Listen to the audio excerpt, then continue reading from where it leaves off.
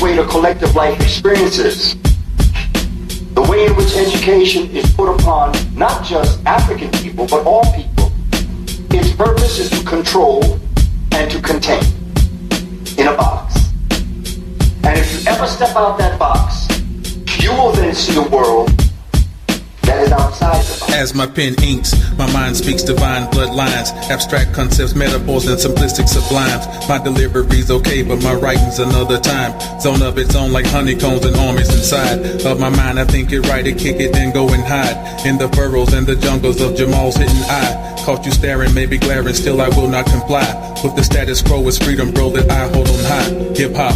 Holy scripture writers always collide with the masses who wear glasses blocking vision inside. If offer classes with the passes mean that I'm verified, conversely would a failure guarantee that I'm vilified? Choose to reside, yes I, that's right, Jamal outside county lines. For the city limits, games that give me stuttering time. As fast as camera flashes, yes I read the symbols and signs. The birds and the vines, the bees and trees, they all intertwine. I live outside the box when my system knocks something abstract. Let my mind think before my eye blinks. Watch my dirty soul, don't let it sink. I stand naked as me. I live outside the box when my system knocks something abstract. Let my mind think before my eye blinks. Watch my dirty soul, don't let it sink. I stand naked as me. You sit with your hands on fit the mitt, your arm too long for the outfit, and you come with no permits to certify that you're legit. Face the perils of the pits and the fists of pessimists who suggest that you should quit. Get a job and shovel shit, buy some dope and try to pitch. You got the fever for the flavor, but the flavor leaves an itch.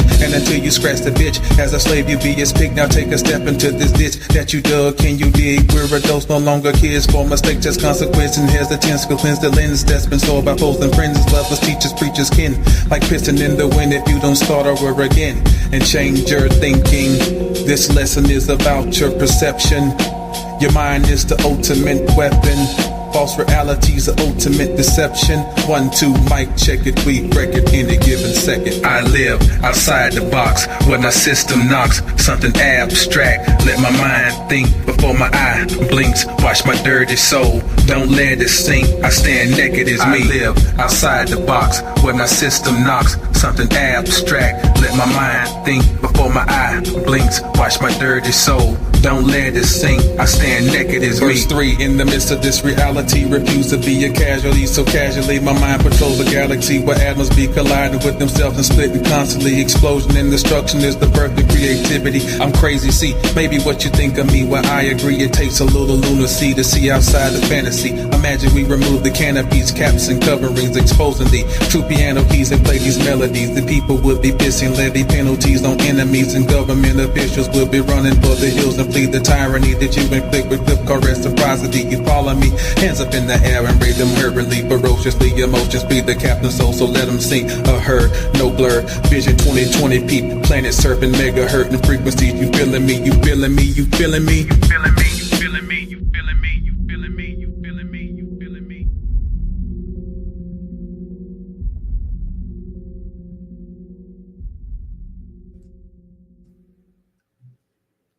Peace, peace. Good evening out there in the internet world. Thursday, February 6, 2025. And we are back in the building, the cosmos, the universe, the house, all of that, for a little brief discussion that I put together for this evening. Looking around and observing the matrix, you know. So peace to everybody in the chat. Peace, Pandora Chrome. Peace, Poetic Heart, Rockeezy, Sage. Peace, peace. So you see the title, Gemini Man, Novus Civitas Day. And I'll explain this title as we go along and why I chose that. And we'll try to make sense of all of this. as we go along. So I hope everybody is well. And I have to try to get my mind organized as far as how I want to approach these topics when I do them. You know, the thing is, this is going to be kind of like a brainstorm. Okay. This is not for me to have any definitive answers on anything. But it is to provide or shed some light on just how I may approach things that I see, things that have been said. So the title is Gemini Man. I'm trying to go through my head. I want to make sure I don't forget certain things. Let me write myself a note.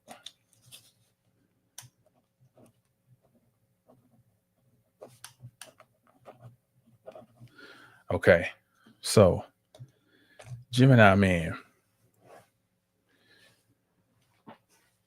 So the current POTUS, as I'm sure most people are well aware of, has his sun in Gemini.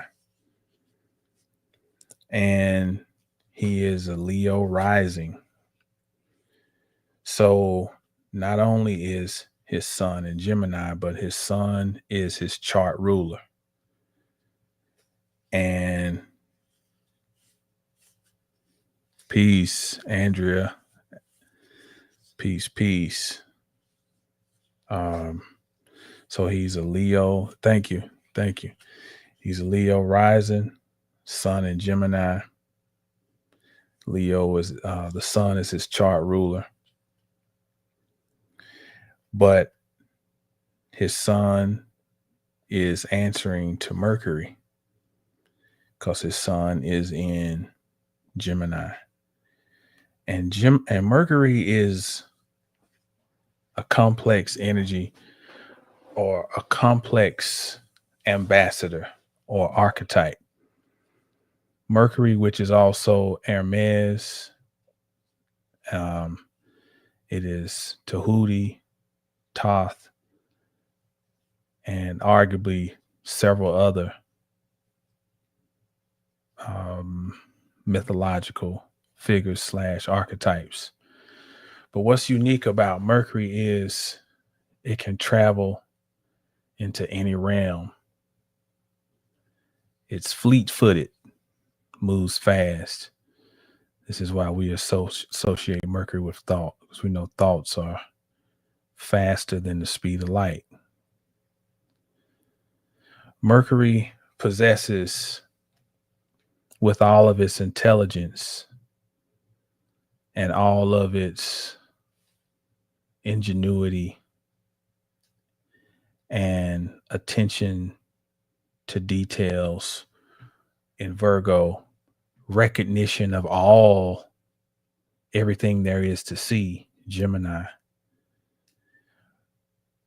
Mercury is also a trickster. Mercury is a trickster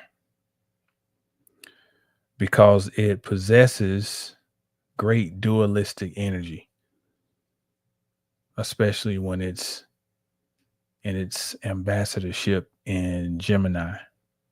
It's showing you two sides of things. It is initiating thought. It can represent split consciousness,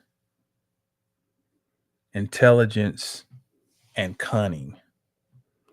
Now, arguably, intelligence and cunning are the same, but we can connotatively put them in individual categories. Intelligence, and I'm speaking connotatively, intelligence is knowledge. Cunning is more of cleverness, knowing just enough to be dangerous. And think about it. You may know some people in your life who they may not be intelligent in certain ways, but they're tricky. They're what we would connotatively associate with cunning and come up with little, as my grandmother would say, try to put you in a trick, you know. And this is not an indictment on Gemini energy. I have strong Gemini energy in my chart, but we're talking about looking at the full perspective of what can be expressed out of this energetic field. Just as any other sign will have its higher principles and it'll have its lower octaves of when it's in its more devolved nature. So no sign escapes from this scrutiny. But right now we're just looking at Gemini based on the main subject of the conversation, the Gemini man. The POTUS has a very significant 11th house. Make sure I got it right. I got this chart report here. So its 11th house starts at 29 of Gemini. First house starts at 29 of Leo. These are clues right here that this person is Uranian in nature, as in these are anaretic degrees where there is imminent change. Leo, we're coming to the end of a fixed sign. So we're moving into change. The Gemini sign, we're coming to the end of a sign of change and learning and adaptation, and it's preparing to move into a sign of action because it's preparing to move into Cancer. Just listen to this. His first house starts at 29 of Leo. His fifth house starts at 29 of Sagittarius. Seventh house, 29 of Aquarius. 11th house, 29 of Gemini. So a lot of dynamism just from the house cusps. So looking at his 11th house, which starts in Gemini, Gemini deals, or the 11th house deals with association.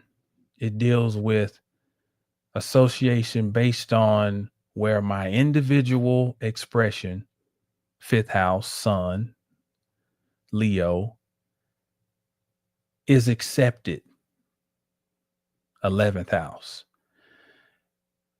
It is the house where, as opposed to me giving love, fifth house, I am able to receive it.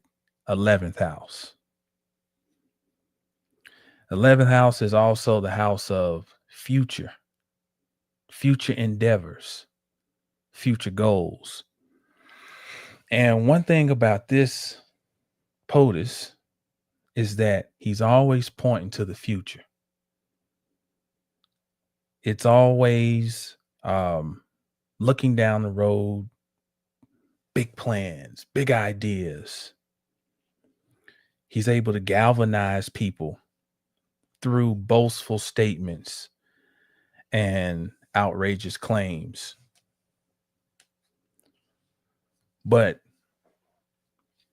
one thing I caution is that so much energy is spent on detailing his idiocracy that his cunningness and his cleverness may be overlooked.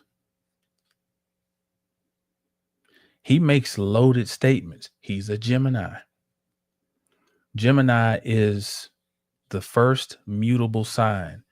Gemini introduces change into the zodiac because it is the first mutable sign. Okay. It causes a split. It causes duality. It causes communication, because communication requires duality. It requires a sender and a receiver. Okay. So it initiates change. And so in doing so, it can give us two lanes at one time. So he says things that come off so outrageous, and they can be so triggering, and they can sound so irrational and idiotic that that's part of the trickster energy, because you get ensnared by these comments. You get ensnared by the machismo and the braggadocious and the peacocking, and it can be triggering, and it can cause these emotional responses, which can then possibly allow hidden messages to float right on by, because the initial shock and awe of the brashness and the harshness of the delivery and what is said becomes a cloaking mechanism, so that underneath it we may miss things that are like right out there. I'm going to attempt this evening to try to delve into some of this.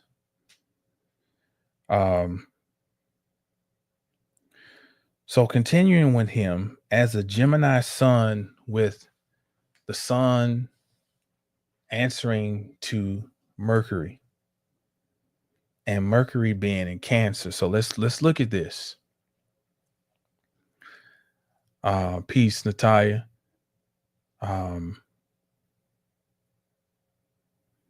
Mercury deals with rapid movement, right? It's the rapid movement of our thoughts, rapid movement, communication.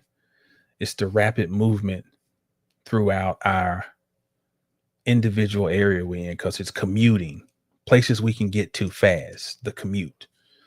And, and that's just comparably so to like considering it as opposed to a long distance trip, that's Sagittarius, Jupiter. But this is Mercury, Gemini, fast, rapid movement. Our thoughts move fast. Communication back and forth fast. But his communication comes through Cancer. So he speaks through emotion. All right. But let's also think about that Cancer is the sign of nativity. And from the word nativity, we get the root NAT, which is also the root of nationality, nationhood. So he is able to speak. He's able to speak to the subject of national pride, national identity. And this is part of the galvanizing mechanism, because let's look at it. That Mercury in Cancer is in his 11th house. So he speaks to the future of the nation, which is how he galvanizes and stirs people up. Okay. Now, he has been making all types of claims about what we're going to go down, and we're going to rename the Gulf of Mexico the Gulf of America, and he says the latest, he says they're going to take over the Gaza Strip. Now, Gaza is also attached to what they call Israel, Palestine. And there's a very significant city there called Jerusalem. Okay. And he's basically saying they're going to go in and colonize the area, turn it into a resort or some, I don't know. I haven't heard all of it, but I've heard just different bits and pieces of just all types of stuff. Okay. So he is proposing a new city of God, Novus Civitas Day. Now I'm going to try to connect all of this. All right. Novus Civitas Day. Novus, new, Civitas, city, day, God. New city of God. Now, let me see if I can get this working.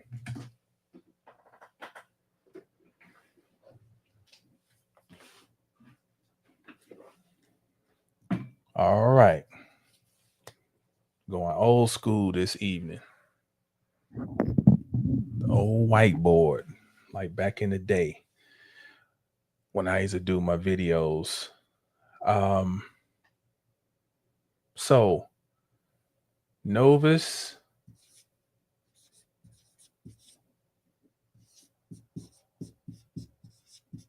Civitas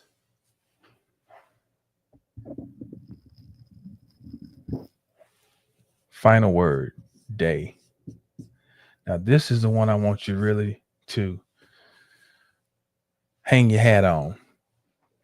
Now I'm going to jump before I even go into this.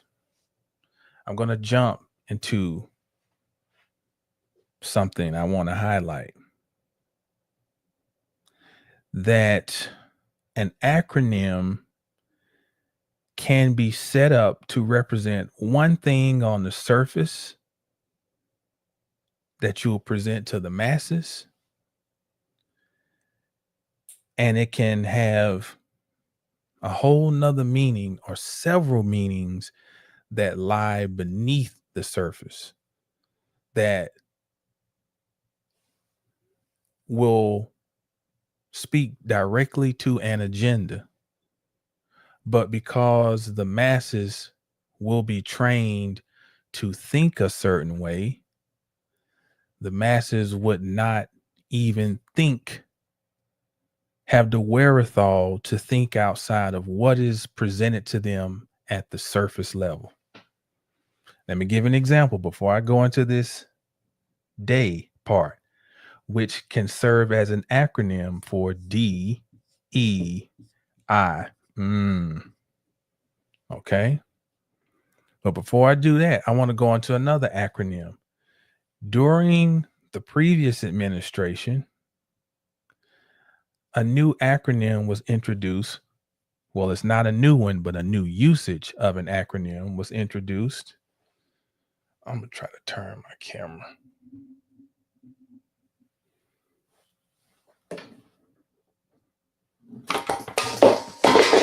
Shit.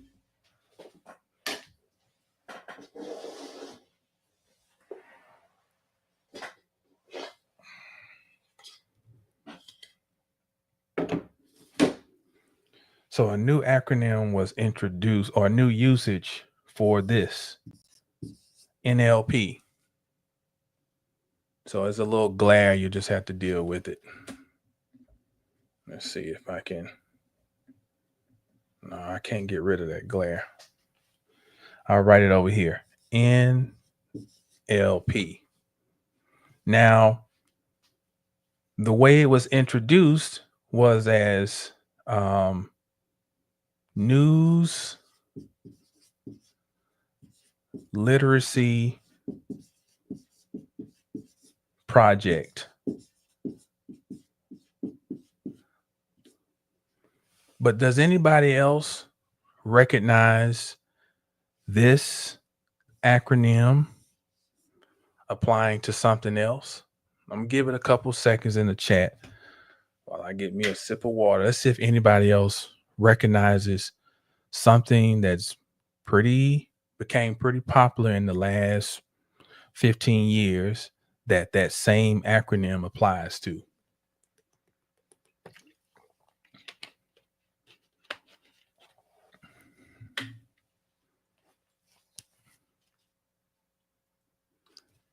That's it. That's it. It's not quite that, but it's I think you're trying to say what it is. It is neural.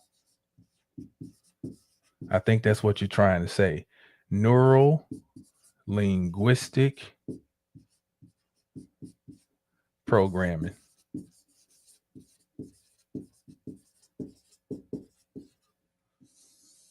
Bam. There you go. Neural linguistic programming. And so when they introduced this news literacy project, the idea was that, hey, that term fake news became very popular in the last 10 years, I guess. And so then all this stuff came up about fact checking your sources. And, you start coming up on these different sites where they would put little things on there. Well, this does not agree with the actual facts and blah, blah, blah. This could be misleading. And that's when all that stuff came up in the last like 10 years. So this is a continuation, this news literacy project, where basically it's telling you, like, well, I don't know if this coincides with our idea of the truth. So you may want to question all these theories that go outside of established truths. But this same thing is actually a version of this neural linguistic programming, which is really just this: things to program the subconscious mind. So even this news literacy program was an act to actually perform neural linguistic programming the way you think through language, programming your language, which this is something that can be used very positively to reprogram the way you think to your benefit. But the same thing that can be used for your benefit can be used for your detriment. So I've jumped to show an example of how slick things can be.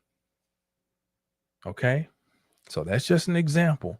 But now let's get back to the word day.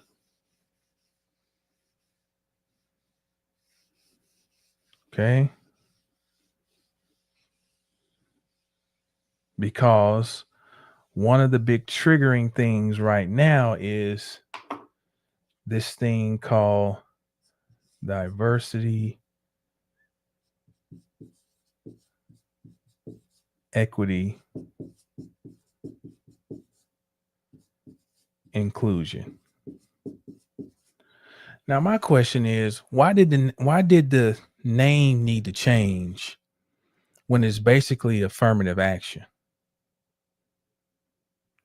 Why do I need to change from calling a hot dog to a caliente cat? Instead of a hot dog, caliente cat. But it's still the same, because this is to let you know how things are, how language is played with to tell the truth to the people, but it's not their fault if the people are not able to comprehend. That's the thing. Don't say I didn't tell you, but you didn't explain to me. I didn't have to. My job was to tell you. It's not up to me if you don't possess or desire the tools to see my trickery. These letters, if you take the acronym DEI, is this day. But what's the significance, Jamal? Well, for one, because we are triggered at an emotional level, and we've been trained to respond emotionally to things. People in their well-intended effort have put all this stuff into who we are going to boycott and who stood on business with whatever. Costco stood on business. I saw those posts, and here are the other places who, and so not knowing that at an occult level, you create a whole side story, a whole side scenario that is not connected to the real root, and you get people to go back and forth over something that it's wag the dog. You know, I'm gonna give you this for you to, when that's not even the big show. Okay, so I'm gonna try to make sense of this. This, when we take this and take it from an acronym to a word, day, which I think that's Greek, either Greek or Latin. It's Latin. I'm sorry, Latin. Okay. This becomes the root of the word day, as in DAY.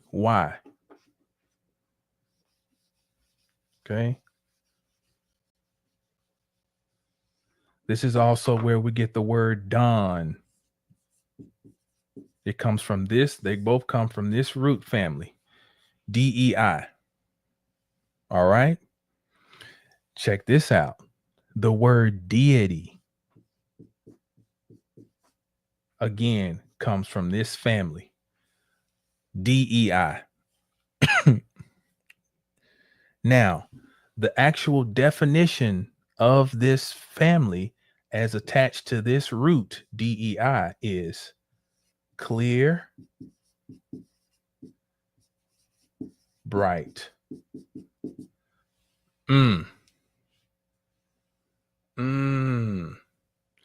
So if he says he's putting an end to DEI at one level, I am going to eradicate clear thinking. Think about it. When we say somebody's bright, that's a very bright child that you have, right? When we say, are we clear? Are we clear? I'm saying, do you understand me? Are we understanding each other? That child is very bright. We're talking about this child is intelligent. I'm putting an end to this. Look at that. Right in our face. And look how people act. Dim, dull, triggered, emotional. And they put it right in your face. I'm going to put an end to it. And know that by creating that acronym, that we would be triggered by that through the emotion that they have created to attach to an acronym that they created. You wouldn't even have an emotional attachment to it if they didn't create the venue for you to have an emotional attachment. So that's one level.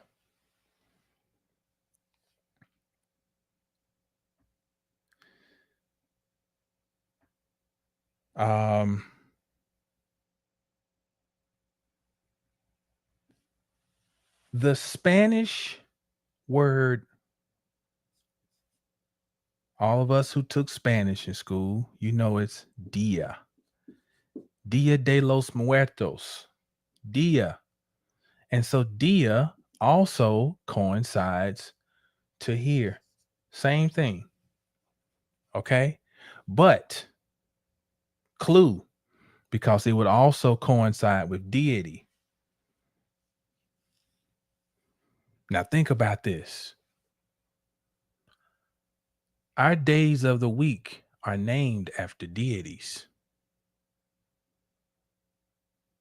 The sun, Sunday.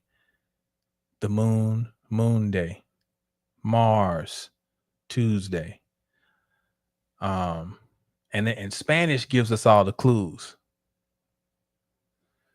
Lunes, so it's Sunday. We'll start at Monday. Lunes, Luna. Martes, Mars is Tuesday. Miércoles, Mercury, Wednesday.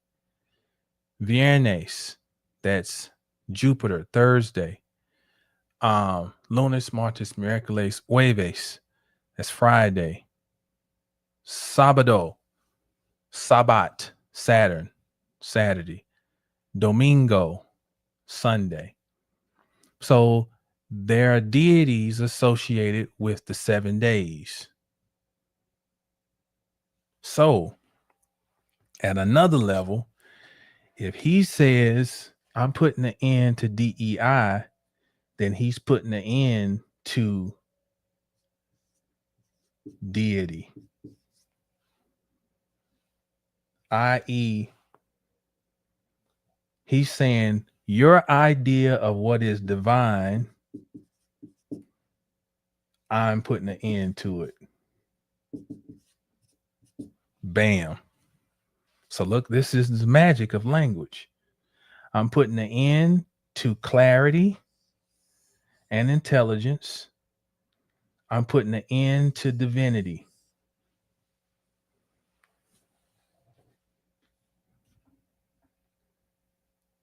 Let's see. Boom, boom, boom. Now, let me make sure I ain't skipping nothing. I had a couple of notes. Went done. Now, there's an astrologer, well-known astrologer, who wrote a great book that a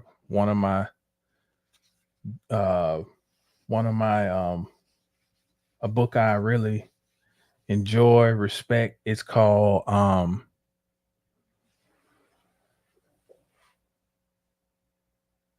Cosmos and Psyche. That's the name of it. Cosmos and Psyche. I'm going to erase this. Y'all got the video. You can rewind it on the replay.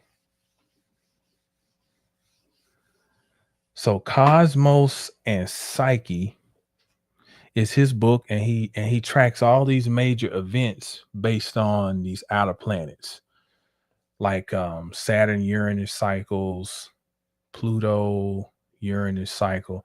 You know, the Pluto Uranus cycle is real big. That's the cycle of the mid 60s, all the revolution. So he tracks these cycles, and then he looks at historical events that happened at that time to see how the archetypal energies of the planets play out here on Earth, especially in America. But he also looks at some world events like Pluto in Aquarius, and how at the discovery of Uranus is the same time that you have all these so-called French Revolution, American Revolution, things of the like. Well, he came out with a new project about a couple of years ago, and the thing was called Changing of the Gods. Then Trump comes and says he's putting an end to DEI.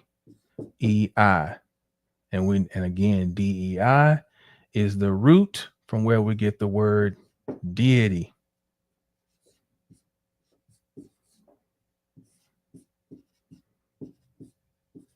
And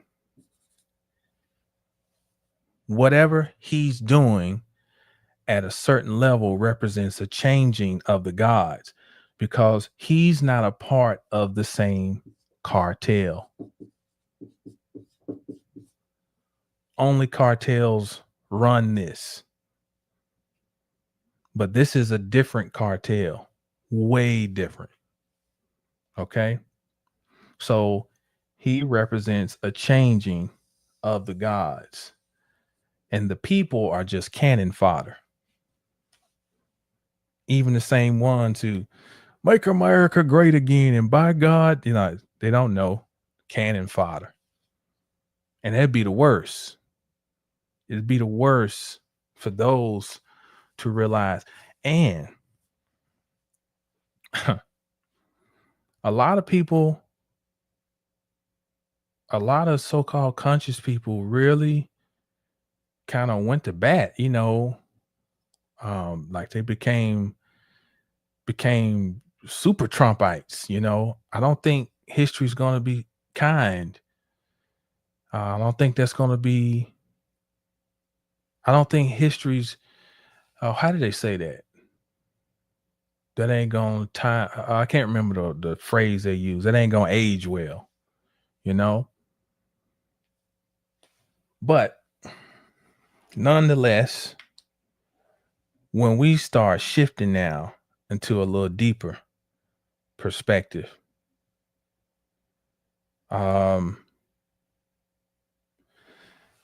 with him putting an end to the gods or deity, he's also putting an end to the weak. Because again, our weak consists of deities, right? Now, he then represents the start of a new metaphysical week.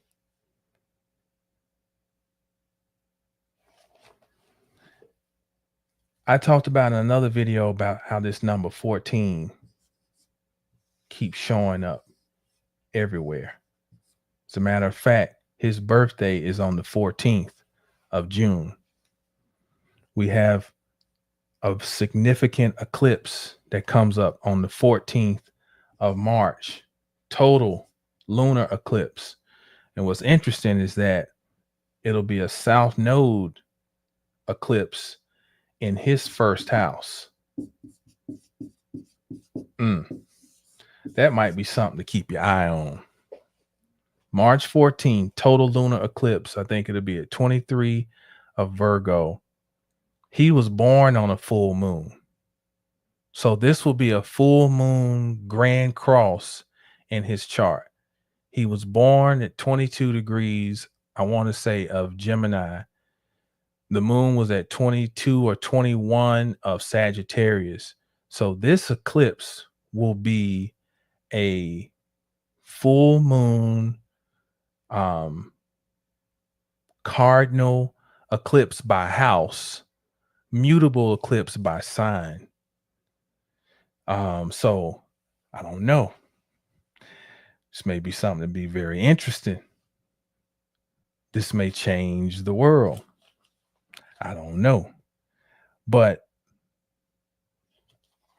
something just happened here in the world of basketball. And shout out to, what's my man, Gosetti. He put in the comments about how here in Dallas, their Christ figure that they anointed wore the number 77. And his name is Luca. Now think about Luca. That means light. Like Luke in the Bible, Luca, light. And he gets traded to the West. His number adds up to 14. Okay? And what's significant about 14? Osiris.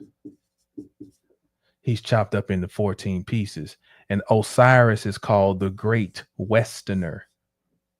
And where I grew up as a Laker fan, but where they played at when I watched them as a little boy was the Great Western Forum. So they played on the whole Osirian drama with the rise of the Lakers in the 80s. And so now he goes and he gets anointed and he goes to the West.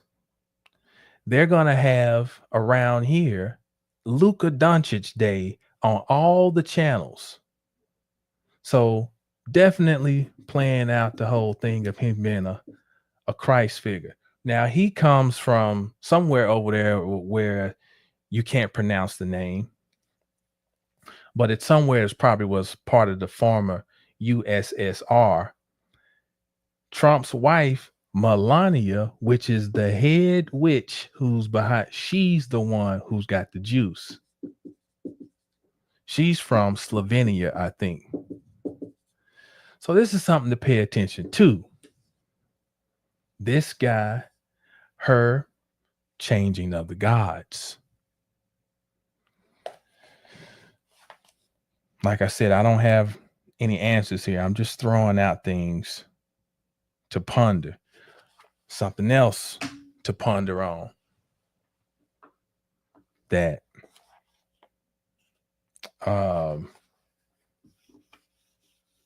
this is where we're going go to another level here, a little deeper probing. The Hebrew word for day, because we're still talking about the Latin DEI, which translates to day. Okay. The Hebrew word for day is yom. Yom. And even when you say it, it makes you are denoting a cycle, because you have to go yum. So you have to open your mouth and close it with the So you're almost making a circle. Yom. So the yom symbolically represents a cycle, but that's for another conversation. But at the surface, yom means day. So 7 days, a world created, whatever, that's 7 cycles. This is a metaphysical thing, cycles. But either way, let's just take that as face value, a day. Let's look at this word spelled out in Hebrew. It's a yud, it's a va, and a mem or meme. Okay. All right. This adds up to 56. But let's look at what's really being conveyed in this word. Every letter has a yud in it, because the yud represents spirit, and it's humble. Humble as in it doesn't have to boast because it's already there. It does not have to announce itself because nothing exists without it being present. It takes a yud to form any Hebrew letter. So spirit is always present. The next letter is a va, and the va at one level represents a nail, and you have to use your imagination. What does a nail do? It connects things. So when we see the va, we're talking about a connection. Spirit is connected to what? The meme is water. Water, of course, is feminine. Water then would also be the womb. And this was also the stargate, because this is what initiates matter. So spirit is connected to matter through the Stargate, Yom. All right. It has a value of 56. All right. If you remove the Va, what do we remove? We remove the connection. Remember, he said he's putting an end to DEI, end to the day, and end to the Yom. I'm getting somewhere. Stay with me. So if we remove the Va, which has a numeric value of 6, then we now are left with 50. Now, check this out. I'm going to show you a Hebrew word that has the value of 50. It is called Adamah.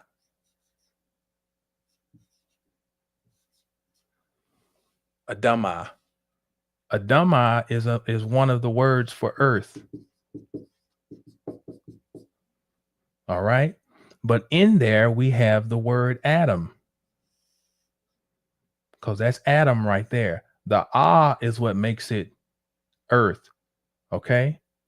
So earth is not just talking about the earth we live on.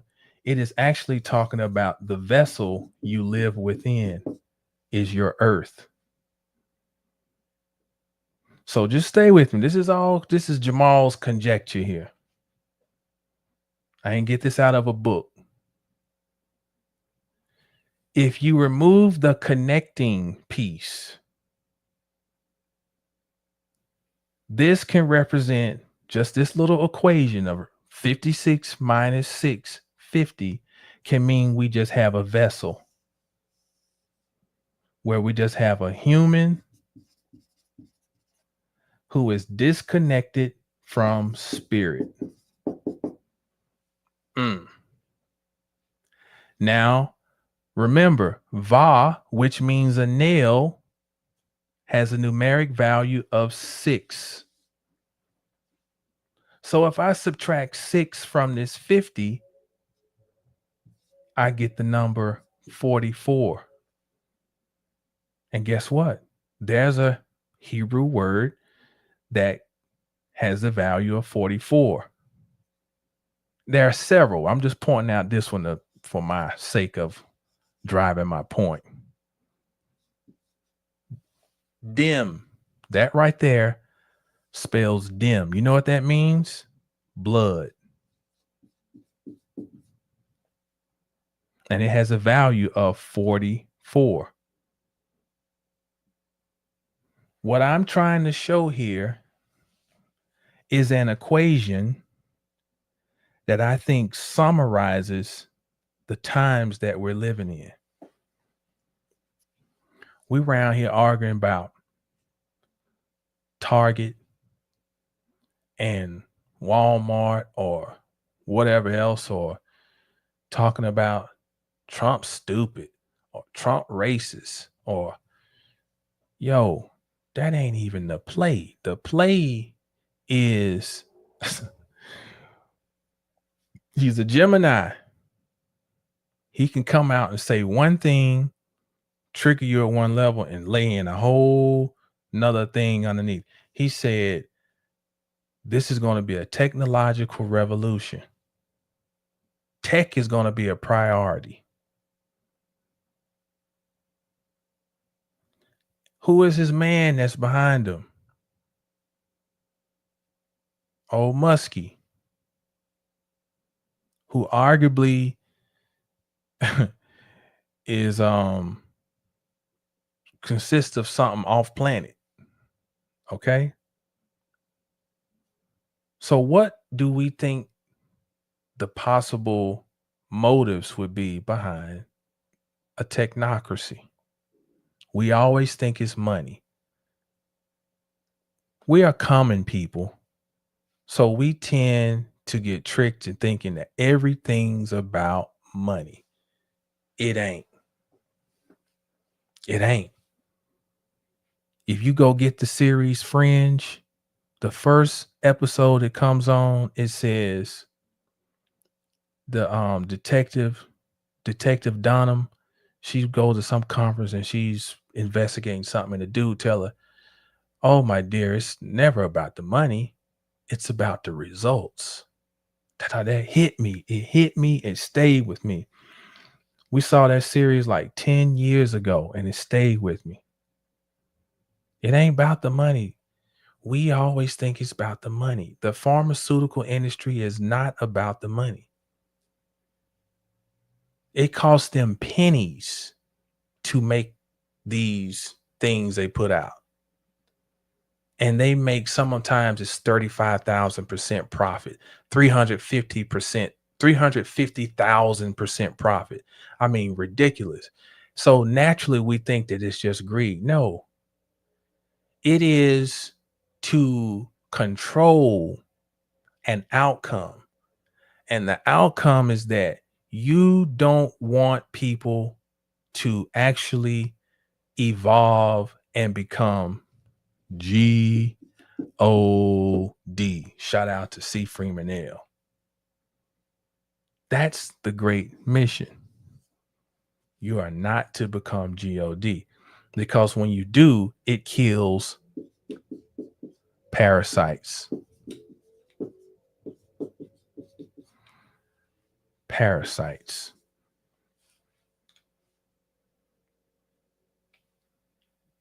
And we're talking from the metaphysical to the physical. It's all tied in.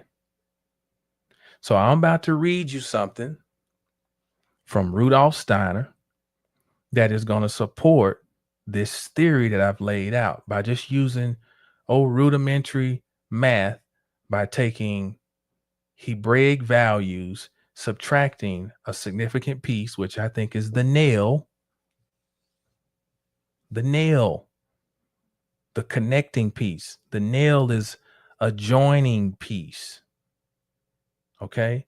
The nail is equivalent to the joints in our body. It connects, it transfers energy.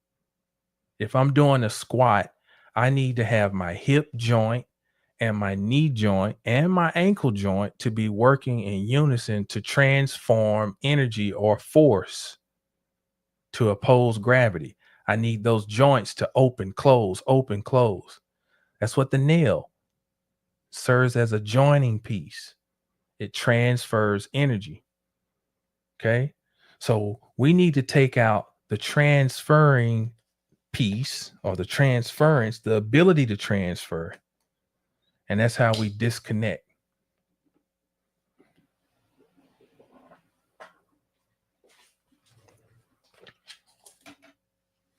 So let me read. If you ain't got no patience, log off. But I'm about to read a few pages here. This is some poignant stuff.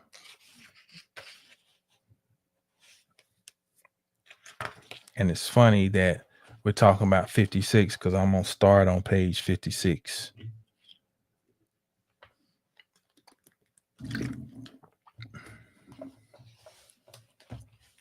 When a human being enters earthly existence through birth, he gains, on the one hand, the possibility of giving a means of existence to his soul through his physical body. Please take note of this. But on the other hand, a person does not know his physical body at all well. What an extraordinary number of things go on in our body of which we know nothing. Then gradually we do begin to learn through anatomy and physiology something of what goes on there, although this is not at all a particularly adequate way of learning these things. If we had to wait before taking any nourishment until we understood about the digestive process as well, it is pointless even to mention that we would starve, for it is unthinkable that we can know what our organs have to do in order to process our food for our organism. So we arrive in this world with the garment of our organism without being able to reach down into it with our soul to any great extent. Instead, shortly before we are born, not very long before we are born, there is also an opportunity for another spiritual being apart from our soul to take possession of our body, namely of the subconscious part of our body. This is a fact. Shortly before we are born, another being indwells us. In the terminology we use today, now this is written in like 1917. These lectures, no, 1917. These are from a series of lectures. Shortly before we are born, another being indwells us. In the terminology we use today, we would call this an Ahrimanic being. It is just as much in us as is our own soul. These beings lead their lives by making use of human beings to enable them to inhabit the sphere in which they wish to dwell. Listen to this. They have an exceptionally high degree of intelligence and a very significantly developed will, but no qualities of soul. Nothing like what we would call the human qualities of our soul and heart and mind.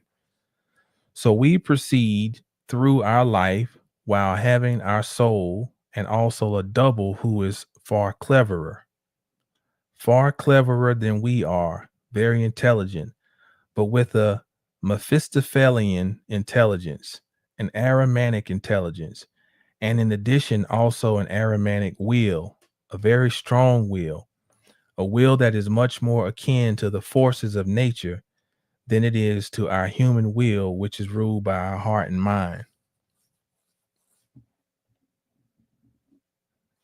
In the 19th century, science discovered that our nervous system is interspersed with forces of electricity. Science was quite right, but the scientists are wrong if they believe that the nervous force which belongs to us and which provides the foundation for our inner world of pictures and thinking has anything to do with the electric currents that course along our nerves. Those electric currents are the forces that are introduced into our being by the being I have just been describing. They do not belong to our being at all. There are electrical currents in us, but they are of a purely Ahrimanic nature. These beings of high intelligence, of a purely Mephistophelian intelligence, and of a will more akin to nature than can be said of our human will, these beings have decided out of their own will that they do not want to live in the world to which they are assigned by the wise gods of the upper hierarchies. They want to conquer the earth, so they need bodies. Listen to this. They want to conquer the earth, so they need bodies. Having no bodies of their own, they use as much of human bodies as they can, since the human soul cannot quite fill out the human body. While a human body is developing, these beings can slip into it at a specific point before birth, and thereafter they accompany us beneath the threshold of our consciousness. But there is one aspect of human life which they cannot stand, and that is death.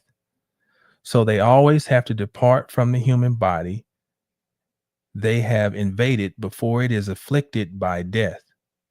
This is again and again a bitter disappointment for them, for what they so much want to succeed in is to remain in the human body beyond death. In their own kingdom, this would be a high achievement for these beings, but so far they have failed in this. If the mystery of Golgotha had not taken place, if Christ had not passed through the mystery of Golgotha, these beings would long since have gained the ability on earth to remain in the human body after a karmically predetermined death. They would then have gained control over human evolution on earth, and would have become the masters of this human evolution on the earth. It is of immensely profound importance for us to realize the connection between Christ's passage through the mystery of Golgotha and these beings who want to conquer death in human nature, but are as yet still unable to bear it. They must always take care not to be in the human being's body at the hour predetermined by that individual for his death.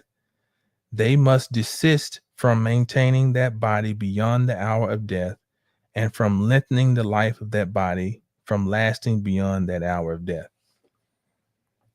These matters have long been known to certain secret brotherhoods who are very well informed about these things, yet have withheld this information from humanity at large. By what right we shall once again not investigate just now.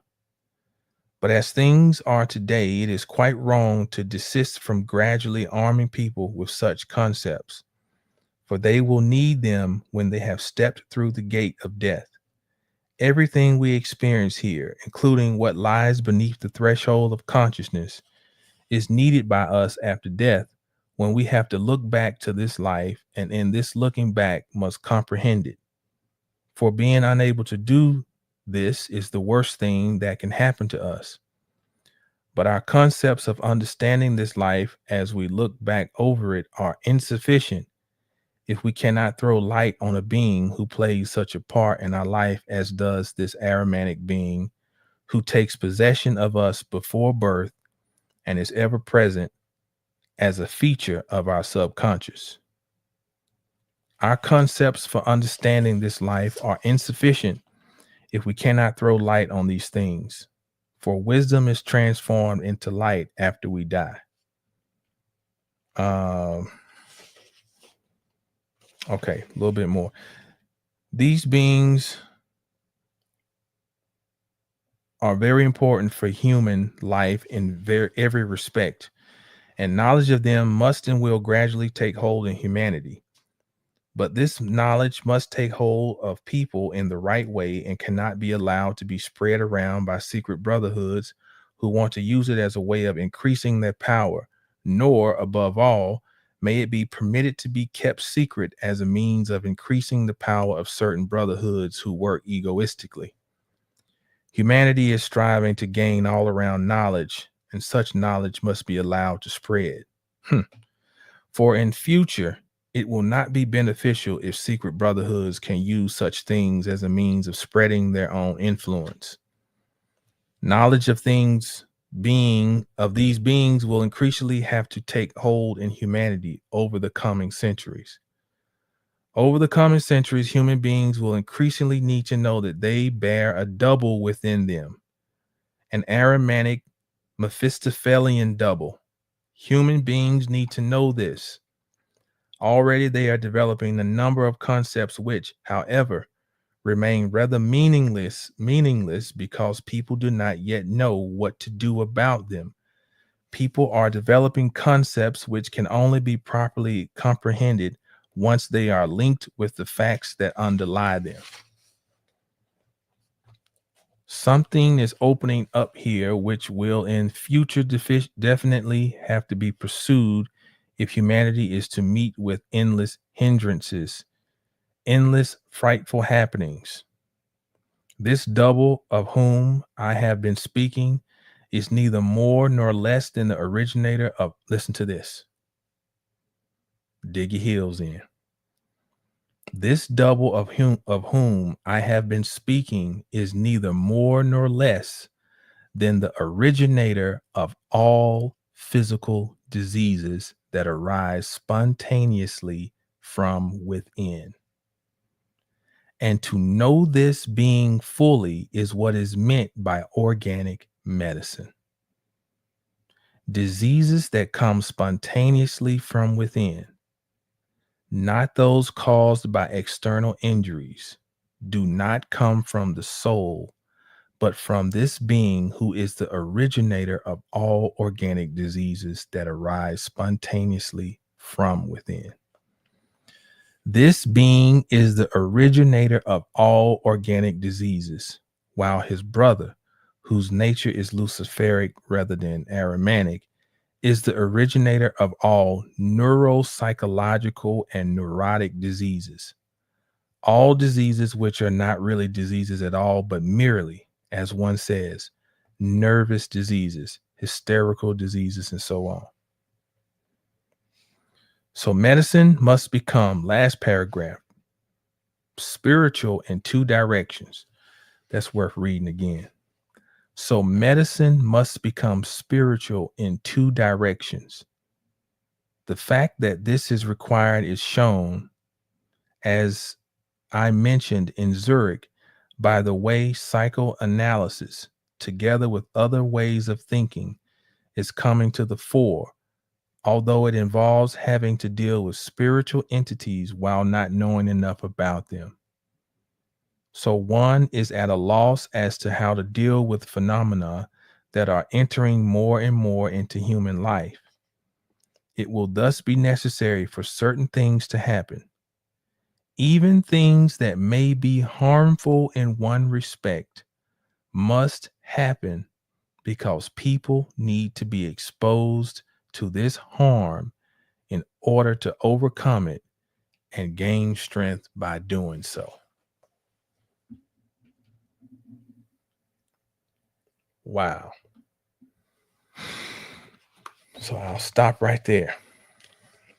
So in other places in this book, he talks about efforts would be made to separate the soul from the human. He talks about there would be inoculations. He talks about how from 1840 to 1870s that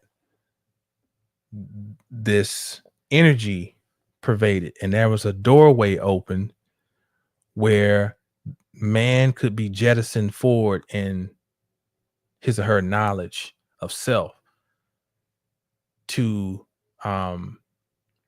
begin the transition into the age of Aquarius, and how that same doorway was used to bring in certain malefic energies that would be used to cripple man. Now, the current POTUS keeps waxing poetically back to 1870, which would be in this era. We got to think about all the things that were going on. Jupiter conjoined Neptune in 1856. Pluto and Neptune conjoined in like 1889, 90, 88, somewhere in there, late 1880s or early 1890s. And so this is a huge doorway of energy that is pervading the planet. And people who would be privy to this, who are studying cycles, studying energy, because you got to think this is also the rise of the Western occult tradition. This is the resurgence of Western occultism during this period. And he's detailing how it was utilized. And he's also talking about the future, a future that we are living right now. And my point is that while we are pursuing the emotional agendas, there are things way bigger that are going on. You know, i.e., you're not even being a human anymore, let alone a god. Because the human is the transfer station to God. It's the yom. It's the cycle you go through to God. And if you remove the connected, the you know, you got your your ticket for you to connect. You know, you're flying to LA, but you got to stop in Phoenix, and you don't have your ticket to connect. You stranded. Final thing is, I went and glanced back at the movie Gemini, man, starring Will Smith. And in a nutshell, you got the old version of Will Smith who's going up against the younger version, the replacement, a clone. And the replacement's job is to take him out because he's no longer needed. Now, the thing is that the old and new version have both been subjected to mind control. But the old one is supposedly waking up or has been awakened, you know? So he's definitely dispendable. The younger version represents, in one regard, our children. Because that's what is desired. Because they represent innocence. They represent a certain ripeness or potential for ripeness. They represent potential, period. Their youth, their exuberance, it's food, and it's desired. Oh, I can. The old one is washed up. I want a new one now. Look at how these guys get shuffled into the NFL and shuffled out. And then here's a new crop comes in. It's always about who's the youth, the exuberance. We want that because that youthfulness is food. Our children, there are attempts to yank them from any roots that you may have planted them, any soil you may have rooted them in. They make it as though it is a joke. They want to snatch them from your soil and plant them in their own. I want to program in this child what I know better than you. Sometimes I just trip just how just even dropping my children off. Sometimes I can feel it, like this is the energy I can feel. You're okay, honey, but your dad. You know, that's what I feel sometimes. And if you're not talking to your children at home, and if you're not implanting them with the seeds of future consciousness, then there's somebody out here waiting happily to grow those trees for you. Oh, they're more than happy to take that problem off your hands. They love cultivating young fruit.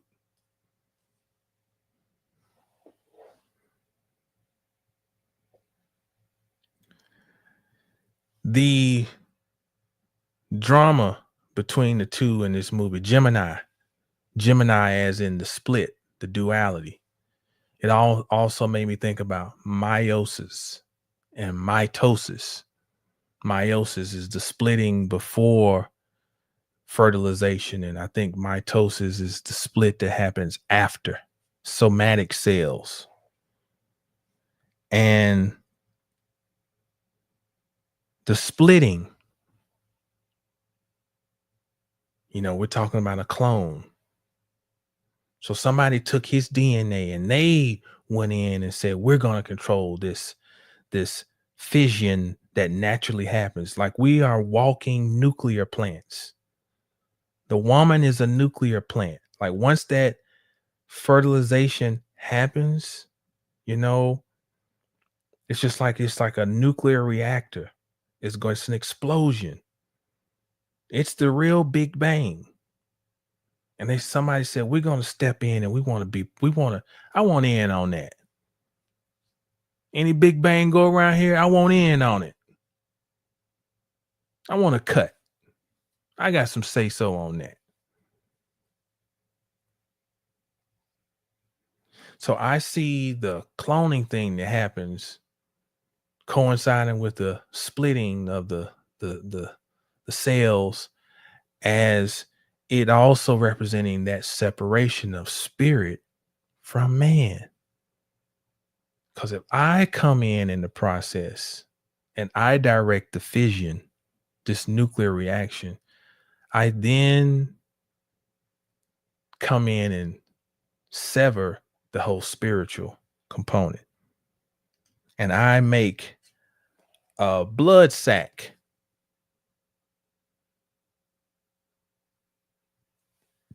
that has disconnection from humanity, which serves as a connecting piece with spirit.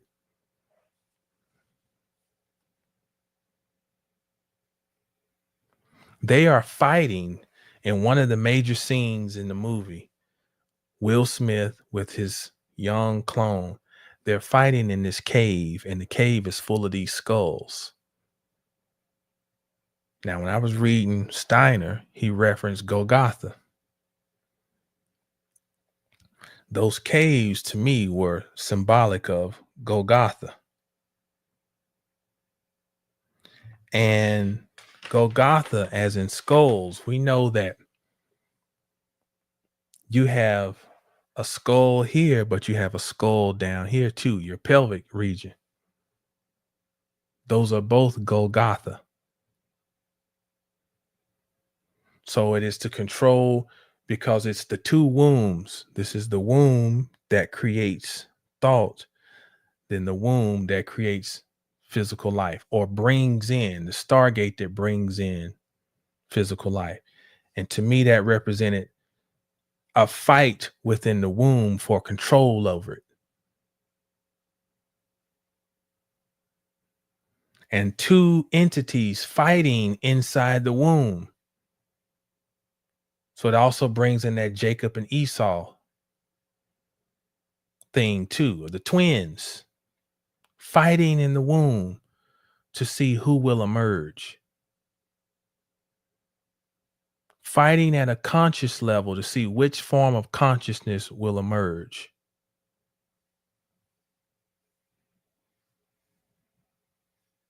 The organic or the inorganic.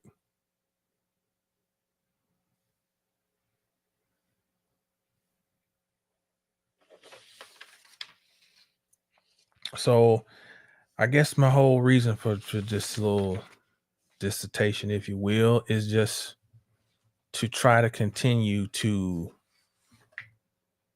add nuance to how we're thinking. I had a frustrating conversation earlier today,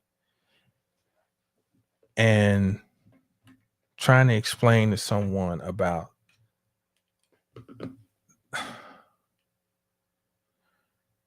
it's just hard to even know where to begin with people who are very indoctrinated in their thinking.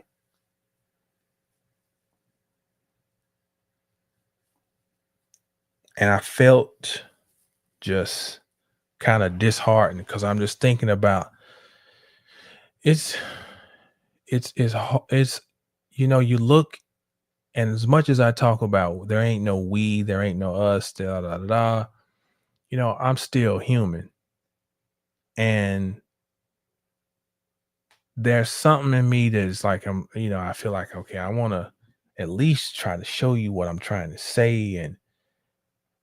And I guess as a teacher, if I could consider myself a teacher, you feel like I know I explain things simply. I think that's my strong suit.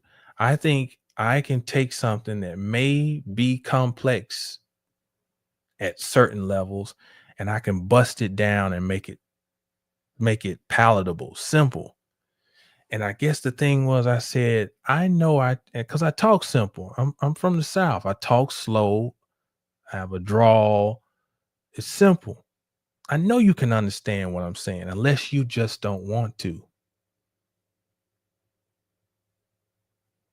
And now we're facing a thing where people don't want to entertain anything outside of their purview, but they are saying that they want change, they want to make things right, but it's within the confines of supporting my narrative. But what if the narrative is based on a flawed perspective, not an indictment of a person, but an indictment of concerted efforts to prevent people from being able to think outside the box? And we talk so much about coming together and we. How is it possible if a certain group is trying to think beyond the current framework to understand, and other group is saying thought don't matter, we just need to act? And that is scary.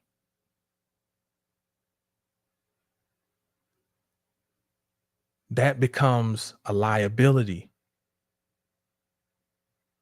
Something in our conditioning has given us this thing of being abhorrent to actually exercising critical thought.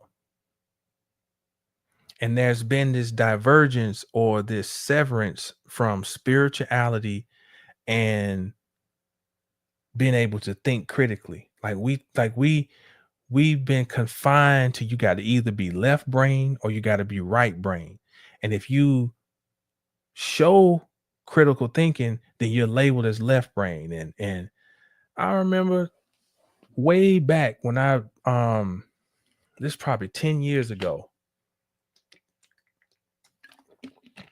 8 or 9 years ago, my other channel, some lady took a liking to me, I guess. And, oh, brother, I want you to be on such and such and da da da. And she said something one time, like, a lot of people are all in the books and stuff, and you got to go within, which infuriated me. I never talked to her again. It was insulting to me. The insult is the assumption that because a person reads, that they ain't intuitive.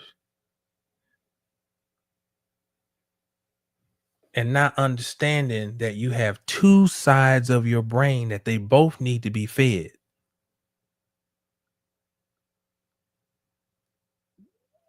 And reading is the most inside game you can do, because when you read, you're talking to yourself. It is your voice that is translating what's on that paper or on that screen. It's meditative in a way. You have to still your mind and you have to hear yourself talking, although you ain't talking. And you have to humble yourself to say that maybe I need to consider somebody else's perspective. And then I'll take what they said and I'll run it through my inner data bank and I'll see if that resonates with me. But some people are so afraid that they're going to learn something that challenges what they think is right.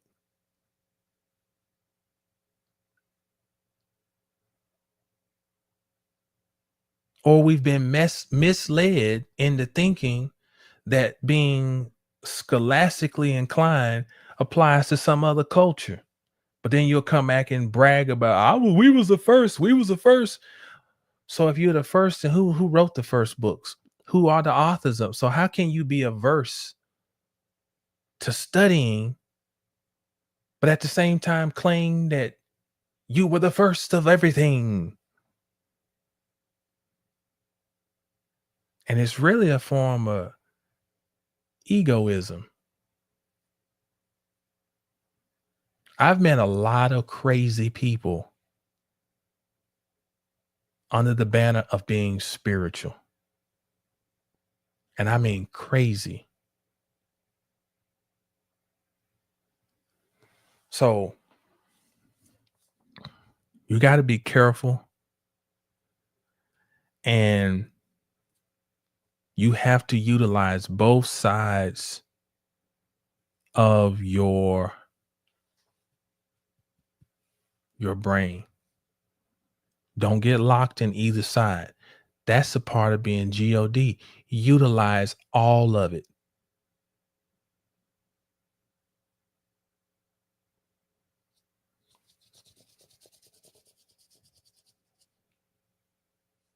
Peace, everybody. Peace. Black Butterfly said, let's see what it said. If what you think, believe, and feel can't be tested, how true can you actually say the aforementioned are? Testing is the foundation of scholarship. True indeed. Peace, Kareem.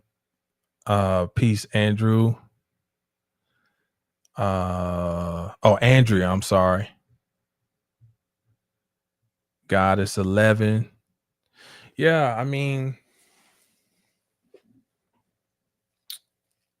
we need utilize the full breadth of your tools. Black Butterfly says to neglect one side is to commit a form of atrophy against your own being. Yeah, you cooking. Yeah, that's the truth. It's the truth.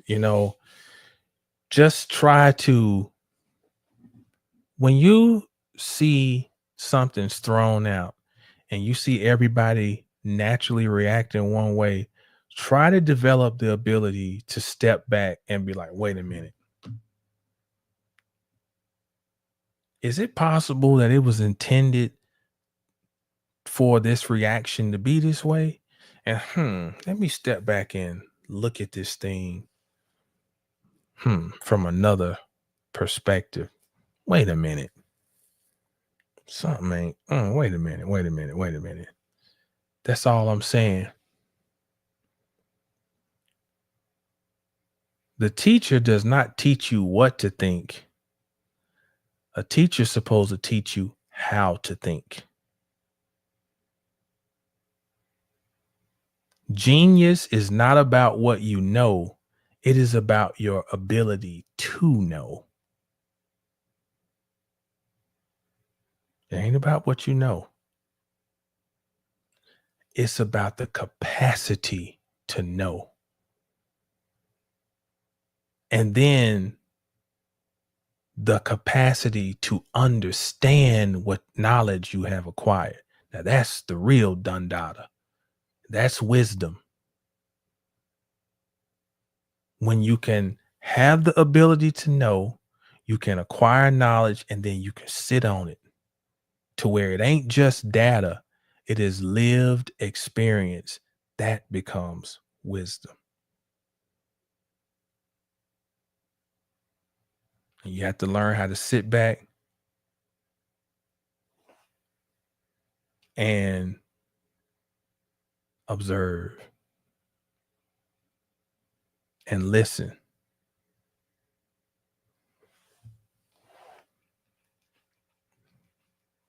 Andrew said, who, what, and why. The basic foundations we were taught in elementary. Who, what, and why. Critical thinking.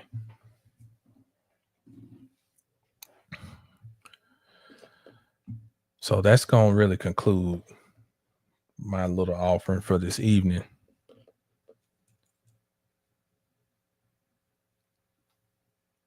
My commercial, of course. It's simple. 720astrology.com.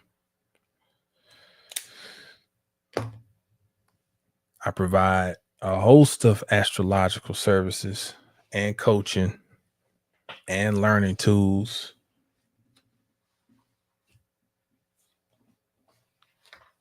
I got my bundle over there with learning tools. I got a new piece added to the bundle. Not that one. That's not the right one. I'll show it on one of the next video we do. I'll show the bundle. But yeah, thank you, Black Butterfly. Thank you. 720astrology.com. I'm gonna wrap it up since it's a Thursday night.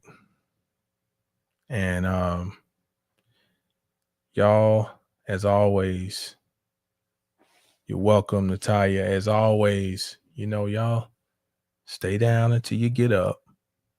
And when you get up, stay down and make sure you know the stars so you can know yourself, because you are a star.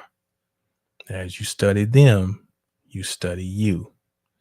They are a projection of you down here, projecting up there. 720astrology.com. Peace.